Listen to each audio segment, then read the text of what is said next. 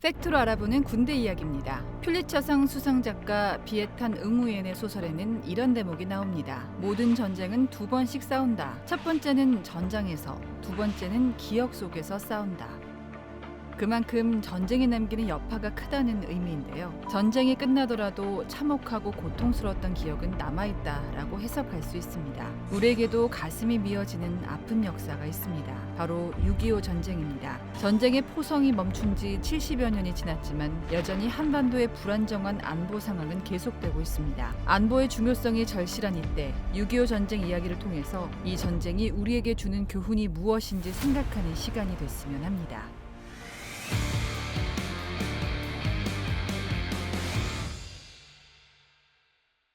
1950년 6월 25일 일요일, 모두가 잠든 새벽을 틈타 북한군이 불법 기습 남침했습니다. 우리는 소련제 탱크를 앞세워 거침없이 밀고 내려오는 북한군에 전쟁 발발 3일 만에 수도 서울을 빼앗겼습니다. 북한의 불법적인 남침을 지켜볼 수만 없었던 국제사회가 유엔군을 파견했는데요. 7월 1일에 미군을 시작으로 참전했지만 소련제 탱크를 앞세워 거세게 밀고 내려오는 북한군을 저지하기엔 역부족이었습니다. 7월 말에는 국토의 90% 이상을 뺏기는 절체절명의 위기를 맞게 됩니다. 이때 구축된 방어선이 낙동강 방어선인데요. 대한민국을 지켜내기 위한 최후의 보루였습니다. 여기마저 뚫리면 대한민국이라는 나라가 지도에서 완전하게 사라질 수도 있었던 절체절명의 위기 상황이었습니다. 당시에 전선을 시찰하던 메가더 유엔군 총사령관은 상황을 반전시키기 위해 인천 상륙작전을 고안해냈는데요. 이 작전이 성공하기 위해선 전제 조건이 필요했습니다. 바로 낙동강 방어선 절대사수였습니다.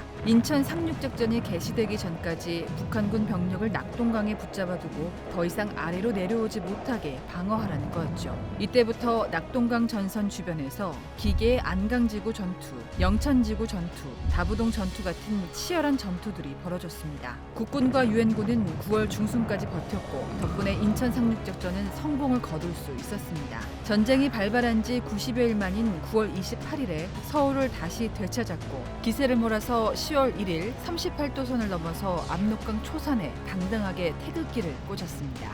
아군은 여기서 멈추지 않고 평양을 거쳐서 북한군 임시 수도였던 강계 인근까지 점령했습니다. 당시 아군은 10월 말이 되면 이 전쟁이 우리의 승리로 끝날 거란 자신감에 차 있었습니다. 메가더 유엔군 총사령관이 크리스마스까지는 고향으로 돌아갈 수 있다는 중대 발표를 했을 정도였으니까요. 그런데 복병이 등장합니다. 바로 중공군이었습니다. 10월 19일에 압록강을 건넌 중공군은 평안북도 산속에 꽁꽁 숨어 있다가 10월 25일에 1차 공세를 시작했습니다. 중공군의 존재를 몰랐던 아군은 11월 말에 함경남도 장진호에서 중공군에 포위되는데요. 엄청난 병력 차이와 영하 45도까지 떨어지는 살인적인 추위를 이기지 못하고 북진을 포기하고 흥남에서 배를 타고 철수하게 됩니다. 중공군은 12월 31일부터 인해 전술을 앞세워서 전 전선에 거쳐서 대규모 공세를 퍼부었습니다. 아군은 38도선까지 철수했고 1951년 1월 4일에는 서울을 다시 내주고 수원 평택까지 후퇴했습니다.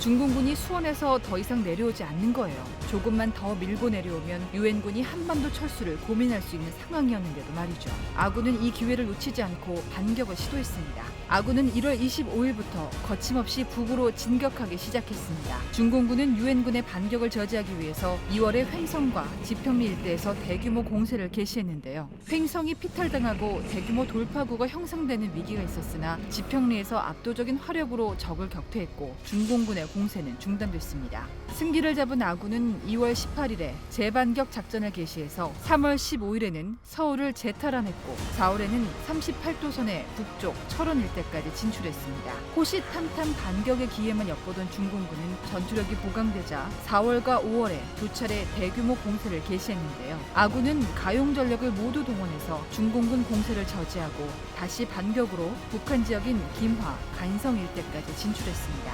1951년 7월부터 6.25 전쟁에서 전사한 병력의 4분의 3이 넘는 인원이 희생되는 치열한 전투들이 벌어졌는데요. 그 이유는 이때부터 정전협정이 진행됐기 때문입니다.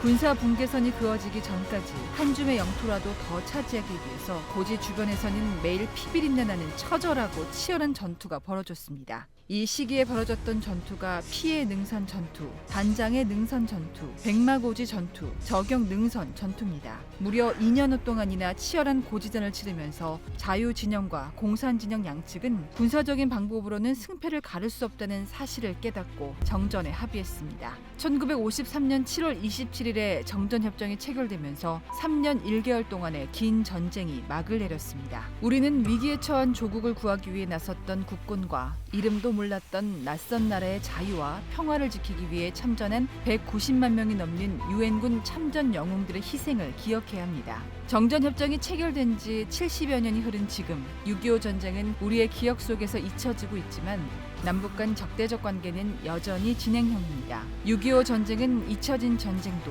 잊을 수 있는 전쟁도 아닙니다. 6.25 전쟁을 통해서 튼튼한 안보의 토대가 없다면 지금 우리가 누리는 자유와 평화는 하루아침에 물거품이 될 수 있다는 것을 배웠습니다. 우리는 6.25 전쟁이 주는 교훈을 절대 잊어서는 안 됩니다. 지금까지 팩트로 알아보는 군대 이야기였습니다.